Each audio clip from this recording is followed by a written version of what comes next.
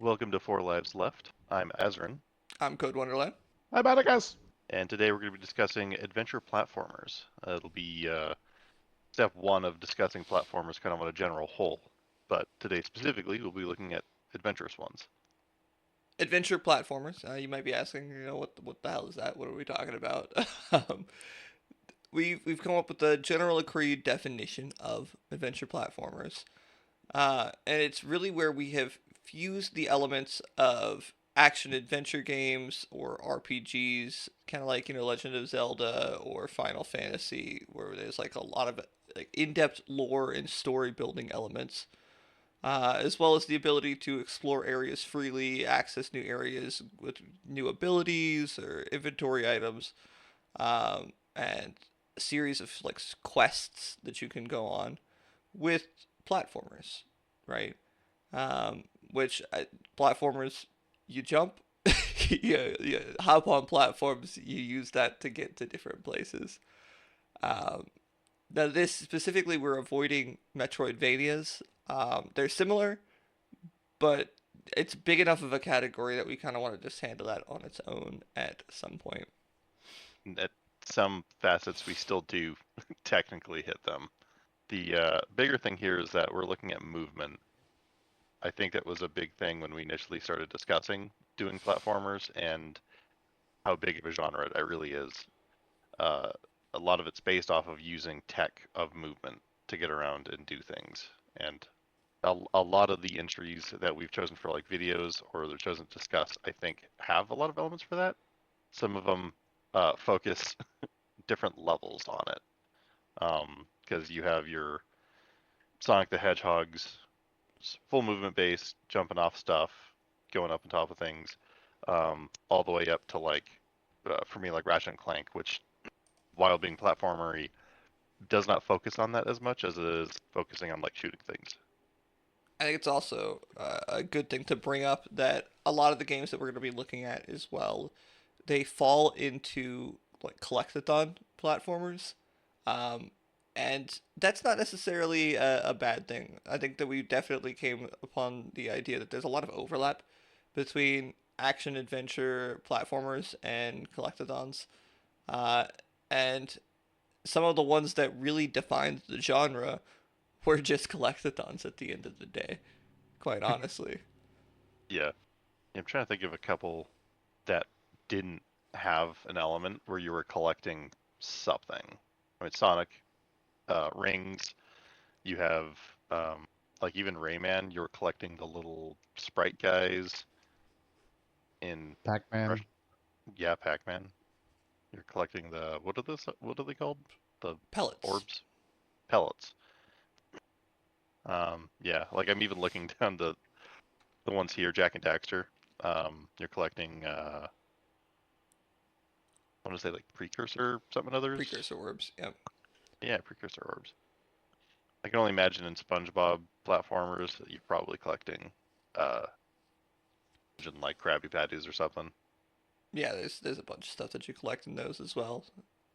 Yeah, Spyro. You're collecting gems and technically dragons and dragon eggs. Do we want to talk about the history of the genre a little bit? Mm. Yeah, there's a lot to go over. Some of it Atticus. is even before my time. For me, the earliest one that I played was probably Mario 64. Hmm. Um, Mm, I grew up on a Nintendo 64. It was my first at-home console. Uh, so a lot of fun memories on that one. And I do think it set the stage for a lot of other 3D platformers. I'm sure there was other examples around that time. I don't know if you guys have strong opinions about that one, but Super Mario 64 was 1996. And yeah, I think for adventure platformers, that was definitely a big step forward for the gaming industry. I mean, yeah, it was it's huge. interesting that you bring up Mario as well in this because I think you can't really talk about platformers in general without talking about Mario.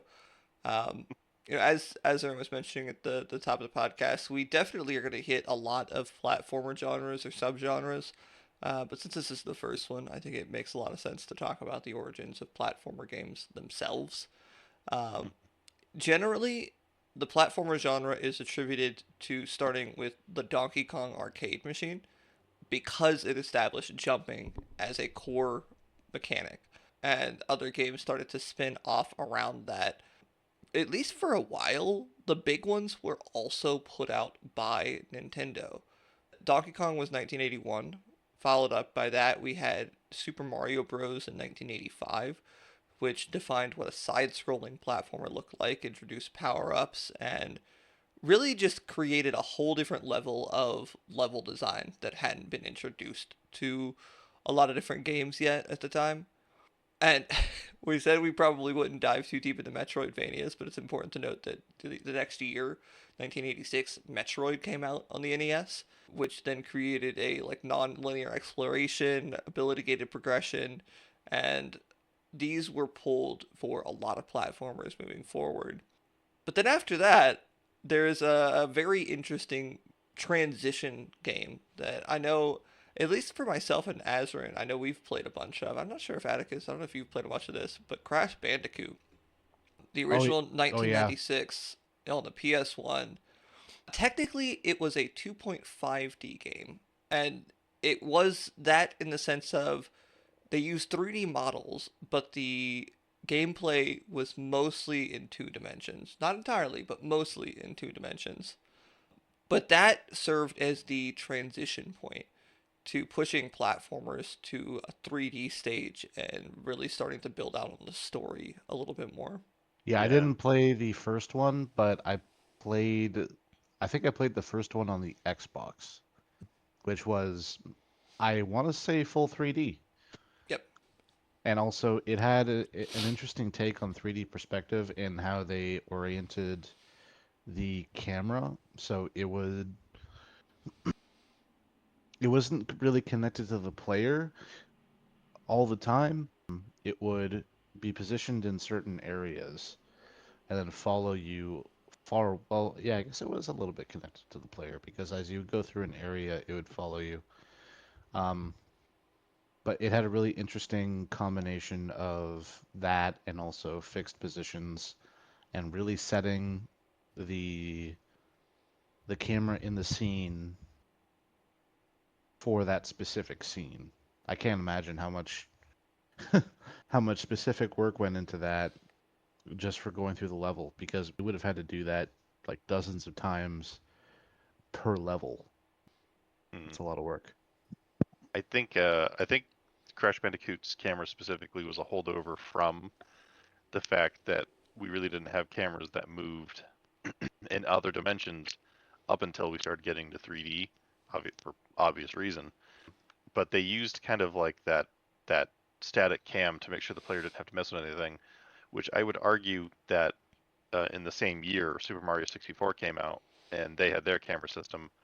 And I don't know if you guys have gone back and tried playing Mario 64 since. That camera is not good. It, it's real bad. But the thing is, there had been no precedent for it up to that point. So yeah, like Well, they were for really kind of encroaching on new territory. they were also working with a very tight constraint, which is that like for modern games, you have your move stick and then you have your look stick. Yep. And on the 64, you've only got one stick. Yeah. Um, so that's a bit of a like imagine trying to program a game to that. Like we've programmed cameras for our own games.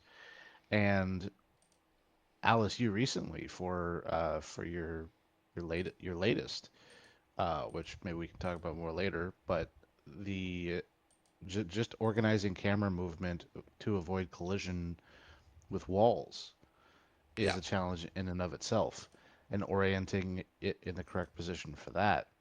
The amount of and actually Crash Bandicoot did this really well for orienting the camera, but it also takes a lot of you can do it well by putting an enormous amount of effort into specific scenarios for the camera, Yeah. and having the camera run a lot of code. And nowadays, the camera can just run a lot of code. But back then, if your camera was running code all the time to position itself, that would have hurt the Right. experience. I mean, um, Yeah. it would have been harder to run that game. So yeah, interesting to think about the actual physical peripheral constraints combined with the actual hardware constraints for running the game back then. It's interesting too, because honestly, in about 5 years, I'm looking down the list of what we have here. We got Banjo Kazooie coming up next on N64. Then we go down to Spyro, which also had a kind of a more limited camera. Spyro's camera system was based on just going kind of side to side on your horizontal axis. The big thing with it though is that you could bring the camera into the character's head and look around. Right. Um, Right. and then Pac-Man World, which we'll see coming up here on our B-roll, that still I think took a pretty semi-static camera as it follows you around. But we saw Jack and Daxter, which is on currently, and that camera looks way more dynamic, and that's only 5 years after Mario 64. Yeah. I would love to just talk a little bit more about that. We've got it playing over here on the side so you can see it as well. Jack and Daxter, I mean, it was one of my favorites growing up, and looking at the technology that was innovated with this game really explains why it ended up doing so well. Like, we've already talked about the camera, which I mean, just looking at that, it's beautiful. It's done very, very well. It also incorporates, though you don't really see it in this part of the gameplay, that idea of you can move the camera into the head and look fully in whatever direction that you want. But also, just talking about how the genre has evolved video games in general. One of the really cool things that I learned about this game is this was one of the first, if not the first, major game where there was a loading screen free world. They really pushed the technology that was available at the time with the PS2. There is a loading screen when you first boot up the game, and that's it. Incredible work, because they did a lot of extra work for just making sure that they were loading things ahead of time as you were going towards new areas, but then also bringing it back to the platformer adventure platformer of it all. The story absolutely fantastic. The platforming mechanics felt smooth and satisfying, and as you went throughout the game, you were constantly picking up new abilities that allowed you to do more things and access more areas. So I mean, they really pushed the bar with that game. Absolutely, and the animations catch me every time. Yeah, yeah. Jack's little Jack's little kind of movement thing after you're done running around looks amazing. Not And to mention they use Daxter too. Like you notice yeah, Daxter flopping around on your shoulder as you're doing all this ridiculous stuff. Like what attention to detail. yeah, to squash and stretch for the animations Hmm. is quite impressive. I was looking at when in the video there you fell off the bridge earlier and it caught the edge and jumped back up. Yep. That seems like a very basic thing, but at the same time, for a game back then in 3D to animate it that well, what that looks pretty impressive. Yep. Um, And we're specifically talking on 2001, mm, Yep. just for everybody's reference. And then the last thing that I think that we have in our like defining the genre before we hit modern era is I put in the same bucket here on our little research document Ratchet and Clank and Sly Cooper. I found a lot of people referring to those two games with Jack and Daxter as the PS2 platformer trio. Um, and I mean, it makes sense. Those are also the two games that really like stood out alongside Jack and Daxter. They came out a year later in 2002, but they ended up pushing further into shooter mechanics, RPG elements, stealth, and again, expanding what the genre can be, which I think is really important. Because, we talked about this with the last podcast as well. Definitely check that one out. But redoing the same thing and doing it well is one thing. Expanding a genre to be more interesting and to appeal to more people is really how you succeed as a game developer, at least in my mind. I'm just realizing how incredibly violent half of some of our B-roll footage here. I mean, this But yeah, camera but just perspective collect a is little also fruit. very interesting. Yeah, so here we're seeing an instance, not to say that this wasn't done well. Here's an instance where we are seeing the camera hitching and having problems moving past obstacles. Yeah. This is definitely one of the more rough. And I would actually like to, I love Ratchet and Clank. I would like to pose that Ratchet and Clank's initial camera for the first one was also terrible. Yeah. In the same vein that Kingdom Hearts, which is not a action platformer, mind you, or adventure platformer, but it did have some platforming mechanics to it, and they did have a pretty terrible camera, to be honest.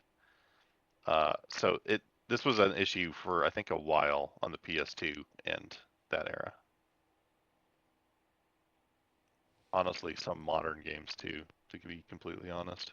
Speaking of modern era, we only have a couple to speak on. One of which actually was shown earlier, called Owlboy. There's a lot of overlap, I think, with Metroidvania or collectathons, and especially with more recent like indie iterations of the genre. And I don't know how else to get past it besides just kind of including a couple of them. Owlboy is a Metroidvania. You're getting items, you're coming back, you're getting new people that you can kind of summon and use to get around the map. It is what it is. You're doing a lot of backtracking, but they had a lot of fun puzzle mechanics, I would say. And the quest was to, I think, save the village. I kind of replayed it a bit. I didn't get the full story, unfortunately. Yeah. Um, one of the ones I guess if I were to pull 2D, which it crosses a weird line, Rayman is a 2D game, but I think the models might be 3D. The early iterations I can't even remember. I can't even like visualize. I know the later ones are, but they're all in that 2D perspective from the side. They're really important because they don't have to deal with the camera, so they have to be a little more special. They need to take more time to have more interesting mechanics or more interesting puzzles for the player to interact with. Whereas 3D, we're definitely seeing that the camera makes or breaks in a lot of our instances. What was another one? I had another good one. I was trying to think of some that weren't too close. Um, the Trine series for me was another one that, while being 3D, had a 2D perspective. It was fantastic because it allowed multiplayer, which we don't see in the genre that often. Multiplayer games in the genre tend to be you're running with your other Mario bro, right? You're not really like doing anything to interact. Trine had it to where you could have a shield on one character, and you hold the shield over your head. The other characters can jump onto the shield.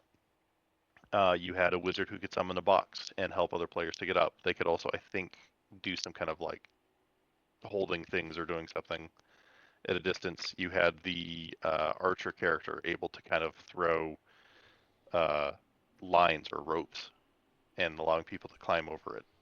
So they had a lot of interactivity, which was great. And I still don't think we see a lot of that in platformers in general. I don't think multiplayer is like a big interesting point for developers. And I'm not sure why that is, because I could think of a lot of cool things you could do with that. I mean, we do see, if we go back to 3D for a second, there are a few notable instances where 3D, or not 3D, where multiplayer has come into play, and it's taken the world by storm. Um, I think my favorite instance in this list that we've got here is It Takes Two. It Takes Two Mm. was just a beautiful experience. It was so much fun. They pushed hard into the idea of unlocking new abilities that allow you to do more things, go to more places. Every single world within this game has a new mechanic for each player, and instead of it being everybody has to do the same thing, which especially if you look at like classic like Mario multiplayer, everybody just has to complete the same objective. In Yep. It Takes Two, each player out of your two players has their own unique abilities from each other that have to work together to get through the level. You can't just run ahead or you're not going to succeed. You have to make sure that you're waiting for the other person and working with them at every point. Um, which, I mean, we don't see that very often. There's a term for that too. Forgive me, I can't recall it at the moment, but the idea that like different players do different things to advance a story. Um, but it's super rare. I think Portal 2 would have been a closer approximation of that. Like I guess they're technically platformers. I don't know if I'd put it into adventure or not. I feel like it probably could live there. But I think we considered Portal a puzzle yeah, platformer. it was more puzzle specific. Their multiplayer though was quite like the players were doing different things, but towards the same objective. Yeah. Yeah. One I didn't add here, but honestly I should have, would be although I guess it's still kind of puzzle, but I'm gonna include it for the sake of discussion. Carly and the Reaper Man. That one, it's split between VR and desktop games. So one player is a giant skeleton in the sky using VR that's like picking up blocks and moving around things and guiding the other player who is in a first person view as a little character, and you have to do the platforming elements. So one person is platforming, the other person's puzzling, which really interesting in the concept again of like dynamic two-player gameplay where each person has their own independent role incorporated into the genre. Hmm.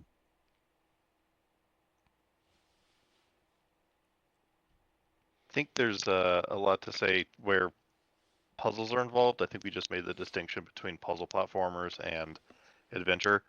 I think we see a lot of overlap. Just in the last few games, I can think of several instances where we have a lot more puzzles happening. And Ratchet and Clank actually is unfortunately not a game that sticks to the platformer as it goes on. It actually gets Yeah. further from the platformer genre up into Deadlock, where they damn near just drop it. I mean, Jack and Daxter's the same way. Jack and Daxter is a platformer. Daxter's a platformer. Jack 2 is kind of a platformer, kind of a shooter slash racing kind of game. Jack 3 is mostly a racing and shooting game. Jack X Racing is entirely a racing game. Yep. And then Jack 4, The Last Frontier, is just a spaceship game. So this does bring up an interesting question to pose. And I'll pose this towards maybe AAA development because in the indie scene, I think platformers and adventure platformers are alive and well. Yeah. Is this something that, like, without the advent of multiplayer or anything else, that we're gonna see AAA devs do more of? Like, is this kind of a dead genre for AAA? I don't think so. The Sorry, you're questioning for all platformers, 2D and 3D? Yeah, I'll say 2D and 3D action platformers on the AAA dev side. Essentially looking at like the big players we've seen, Ratchet and Clank and things like that, or Jack and Daxter, the Sonic series. It just seems like they're all going away from the adventure platformer, and they're taking more elements of other genres. Right. Hmm. The the the most recent one I can think of here is, or the one that sticks out to me is just the Mario games from coming from a quote unquote AAA studio. Like Super Mario Galaxy. The and that's not exactly recent. Yeah. It's almost 20 years ago now. But I think the latest Mario games are still sticking to that, and they're getting Hmm. more and more advanced. Um, that being said, they don't necessarily have to just be platformers. They incorporate other things with them, but there's definitely platformer aspects to them. But I think what's happening is from AAA studios, I don't think we see just the platformer anymore. It's platformer and also this and this other thing Mhm. with whatever unique twists they add into it. Whereas for indie stuff, I feel like we see a lot more genre targeted games. It's kind of a bit more pure in its adventure platforminess. Yeah. Yeah. I think to This bring is it one of those back to things. Nintendo for just a second, though, I think that they still are that shining exception of they're only getting closer and closer in many regards to a pure adventure platformer. You know, a great example would be Mario Odyssey. We have that on here on our list of like, it's probably the closest thing to a pure adventure platformer that Nintendo's ever made, and it's a more recent game. Um, Yeah. they did also make the what was it, Bowser's Fury? That was another one that they had. They bundled that with one of their more traditional platformer games, but that one was heavily story based. Um, The Donkey Kong that just came out recently, I think, is also falling into that. yeah, that one It it looks really good. It really does. Yeah, it's got a lot of elements where they're definitely like adding on, having the smashing of everything Yeah, being and the kind of a core different. mechanic is adding more abilities as you go along. You Yeah, beat an area and then you have a new form that you can take that allows you to access more areas. I think this is a genre that is evolving, and I think that is the main point of contention for us having done this was defining it and finding games that fit the mold when, as Atticus said, so many of them just have things kind of added on or they're being enhanced by another factor. This was a hard list to come up with, I think.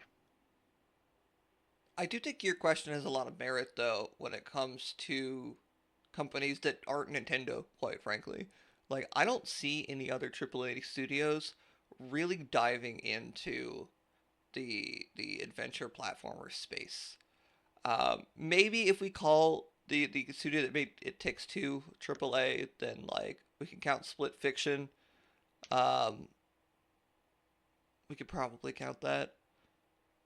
Yeah, I would count that, but it is one game among a sea of other AAA games that just don't adhere to a formula like that. And their extra thing is having that multiplayer. They really are banking off Right. having two players going through and engaging in these systems, which has worked out great for them. Split Fiction, and then their was it the newer one or was it the older one? It Takes Two, I want to say, was the older one. It Takes Two is the older one. Split Fiction is the newer Yes, one. There's correct. also the Sackboy series. Originally it started with that game Little Big Planet, and then they had Sackboy, and then they had a second Sackboy, I believe. Um, Hmm. that one beautifully done, really good game. Hits a lot of the same notes as a it's like Mario Wonder almost, um, except for just before Mario Wonder, and really great story. You don't get new abilities as you go along. The interest is in the levels, um, which also, we probably should have talked about this way before now. But if we're talking about platformers in the way that you design levels, one of the things that we talked about uh, a while back was the difference between a Mario and a Wario platformer. Because we've talked a lot about the idea of gaining new abilities to get to new areas. That's specifically to a thing that's unique to Wario style platformers. The difference being with a Mario style platformer, you have a set of abilities, and your interest and your intrigue for your level design is based off of the levels being complex. A Wario platformer is where you're constantly getting new abilities as you go along, and the interest and intrigue is you mastering your new abilities. So something like a Sackboy would definitely be more of a Mario platformer, where the levels are really unique and interesting, and you have to figure out how to get around them. Versus the new Donkey Kong game is definitely a Wario platformer. And I mean, even the new Mario games, with the sheer amount of power ups and abilities nowadays, are actually Wario platformers, not Mario platformers anymore, because you have to figure out how do you use this elephant power up, how do you use this cat power up. I'm looking at Owlboy here as one of the indie games that we had chosen, and it's very interesting in the fact that you're not navigating levels with specific movement upgrades or anything. You're definitely using the tech to like manipulate the level. And I think this brings up something interesting with level design is in a lot of these, I kind of feel like the level is the character. I feel like the Mm, levels are the important factor. and it's Seems gonna like that's this is really really where cool. most of the heart is. That's an By the way, interesting phrase. The level is the character. yeah, this art, by the way, is gorgeous. Yeah. The idea of being And able to just there's, fly freely in a platformer is also really interesting. yes, and they've made it work for a lot of the things that they're doing in here to stop the player from progressing. They've allowed, the waterfalls stop you from flying. There are enemies that when they knock you out of the sky, when they hit you, you have to kind of reset yourself a bit. And they've found ways to make sure that you aren't able to just bypass absolutely everything. I will say your character is quite weak in the game.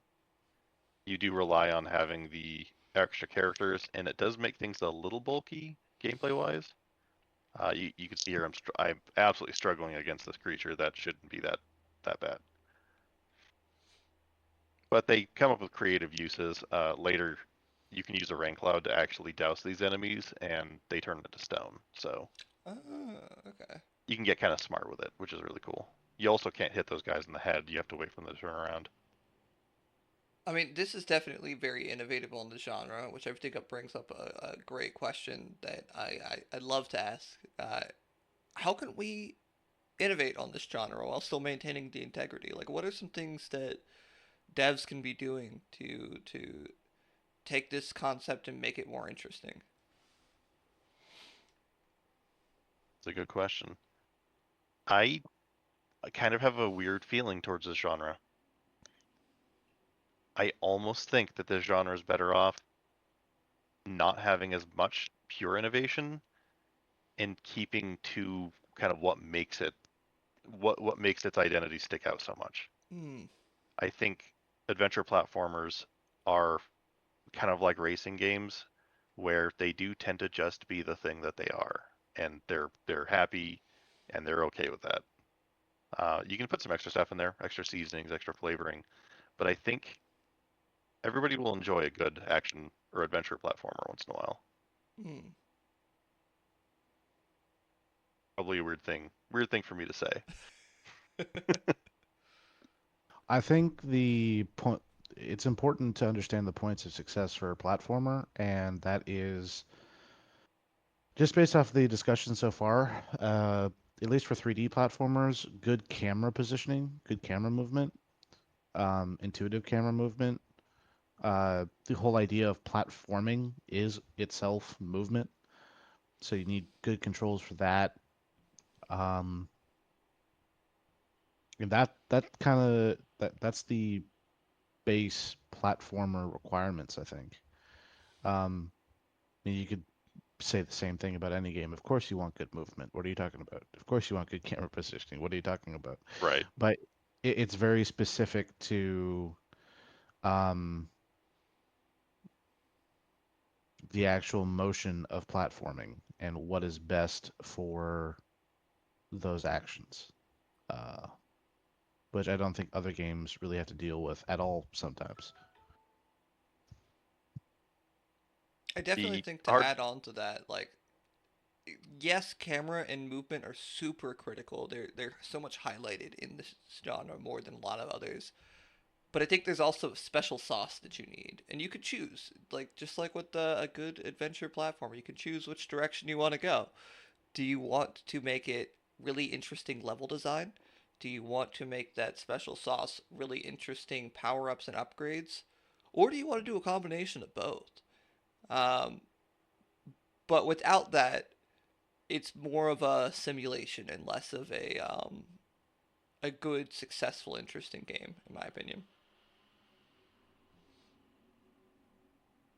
And the important thing to detail here is there are many other forms of this genre in collectathons and other things we kind of stated earlier. And we're not touching a lot on those mechanics because we're kind of looking at it from a more pure standpoint as what kind of defines this identity in any of the future series we do with collectathons or Metroidvanias or any of the other plethora of platformers. We'll be touching more on those identities. All right. Well, I mean, with that, do we want to talk about um, you want to talk about any interesting news, anything like that? Some of the biggest news I've seen recently still revolves around a lot of the Steam and Valve, uh, good and bad, to be honest. Which we haven't talked about a lot of that. I mean, we haven't talked about their announcement with the Steam machine or anything in that vein.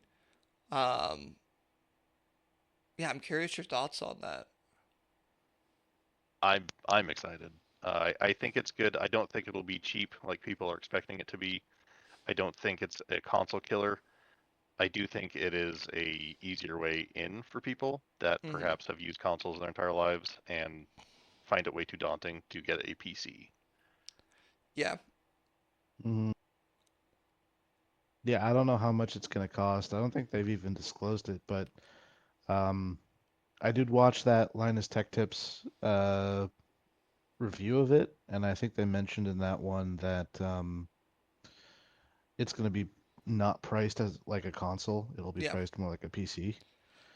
Hmm. So that right there, I'm thinking, well, what does it do, and what are the hardware components of it, and what would a PC that does the same thing with that? And I'm not going to say any number or um, consider pricing for that, but that is going to be quite a bit more, I think, than what a I'll, console would cost. I'll say a number. Okay. I actually have a number. Quite honestly, Oh, not to be exact, but so you are correct in the idea of they Steam has announced that they are not going to be pricing this like a video game console. Video game consoles are often subsidizing their cost of their console with the idea that they're going to be making extra money off of the games themselves that are sold on the platform. And Steam has announced that they are not doing this. It doesn't make sense with their business model. Um, so they are going to be charging more appropriately for the parts as if it was just a regular gaming PC. And there have been a number of industry experts that have put a price on it at around $900. Um, oh, now, yeah, that might be a little bit off, but that's given the parts that we know are in it. That's the best estimate that I have seen so far. my estimate is funny enough actually at 1200. You're like, no, it's not going to be that cheap. Just with the way that a lot of these sort of things work out, unless they have unless they have an industry connection for GPUs, that alone is going to bump up the cost. Mhm. And they're talking 4K, pretty darn decent graphics. So they'll be Not paying a pretty penny. not only that, but the actual system components, it's got integrated like half and half CPU, GPU computation Oh yeah. and shared memory. Like the way Mac does unified memory, I believe they're also doing that. So there's more to consider there. Yeah, Um, yeah. there's custom components. So I was thinking 1200 would be the on the lower end of that. I was thinking more like 14. at something because it has to be realistic, but also something that they would be able to sell Yeah, for a certain competitive. price. Hmm. Yeah. Um, because if you look at the like right now, the Steam Deck's about $600, and it's about what I paid for mine. And if you look at like, do I get a Steam Deck and put it on a dock, or do I get the Steam machine and use that? And it's like, well, you get the Steam Deck for $600, or I can get the Steam machine for 1400, more than double the price. I don't think they would be able to sell very many, considering what the Steam Deck can do. Right. Um, and honestly, like if you look at the one I got, it has a 1 terabyte storage system. Yep. Um, with the dock, you can add external drives. It also has a micro SD expansion. Uh, so you know what is really worth it to the consumer. So even $1,200, I have a feeling it's gonna have to be cheaper than that for people to actually want to buy it. Right. Um, so yeah, I don't think they're gonna price it like a console, but I feel between 800 and 1,000 is gonna be the more realistic price of what they're gonna price it at versus what um like they may not be subsidizing it, but they're going to need partner deals to be able to uh The form factor alone is going to require that. I mean, Yeah. that machine is very small. yeah, Well, it's yeah. small, but I mean, it is sticking to the ITX profile, which is not new, right? There are plenty of ITX machines out there. So from that perspective, I think that they made a really smart decision with the specific size that they went with. They could have gone smaller. They could have gone for a more unique form factor, like the PS5 does. Mm, Um, but I'm happy with where they landed with that. And I know there are a lot of people that are upset about the idea of it not being the cost of a console. I know a lot of people are comparing it to the PS5 specifically because I think right now what PS5 is like what $500. Um, the PS5 doesn't have near anywhere close to the games library that comes with Steam. Like it's yeah. abysmal. And to the PS5's credit, they have the PS4 library and the PS5 library built into it. They have a bunch of remastered games from PS1, 2, and 3 that are on the library, but it's still not even in the same realm as Steam is. So I think that there's something to be said for that. And it's still going to be a discount for better quality. Because, like, I mean, I look at my computer. My computer costs somewhere between like 1,400 and 1,600 bucks. My Steam Deck works better than my computer for games. Like they already have great brand deals to make sure that they can provide really high quality computer components at a very affordable cost. Yep. And exactly as Atticus was saying, if you really want just like a console price for good gaming experience, spend the 600 bucks on the Steam Deck, spend 45 bucks on a dock, and boom, you have a console that's going to run fantastically and play all sorts of games. Absolutely. Sorry Not to interrupt your flow, but I gotta go hop for a meeting at work. okay. So I'll catch you all later. Otherwise, I don't know. Do you have any additional news? Well, I mean, soon there will be some exciting new content from the Code Wonderland Development Studio. Mm, Chicken TD, Defenders of the Coop, should be coming out for demo within the next week or so.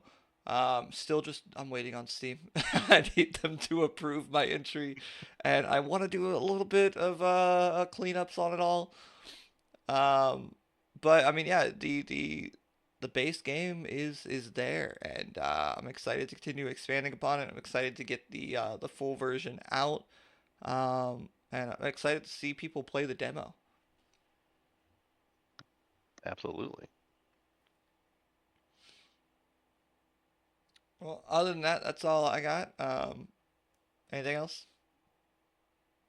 No, nothing on my side at least. Well then, Azirin, where can the people find you? You'd find me online. I go off of VaporCat Games. You can find me on YouTube. You can find me on, what is the other one? Blue Sky. You can find me on Blue Sky. And those are, I think, generally the ones that I go after. You can also find me on Steam, VaporCat Games. I have Wireframe Warfare out, and slowly but surely amassing a playtest for Wireframe Racing. Beautiful. And check that game out. It's really cool. I'm excited to see what happens with wireframe racing. Yeah, same. Check me out on YouTube at codeWonderland Dev. Check me out on Blue Sky, codeWonderland Development.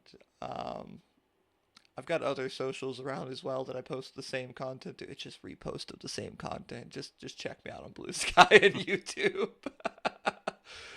And then again, keep up to date on Steam. You'll be seeing some games come out of the studio soon. Um, poor Atticus had to hop for his meeting, but I know you could find him on Blue Sky as well. Um, and yeah, until next time. Until next time, I've been Azirin. And I've been codeWonderland. And Atticus. Yeah, our friend Atticus. over in the nebulous area over to the side. Yes. All right. Bye, everyone.